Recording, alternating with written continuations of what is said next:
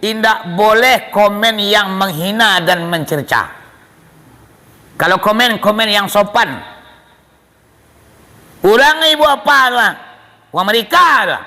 Awas sendiri orang Islam ibu apa mengatakan awak Islam, tapi malah kita menghina dan mencerca. Ibu, caci mancaci, caco mancaco, dandam kasumat biasa saja, sainggo indah sapo manyapo, di dalam kubu manape sikso.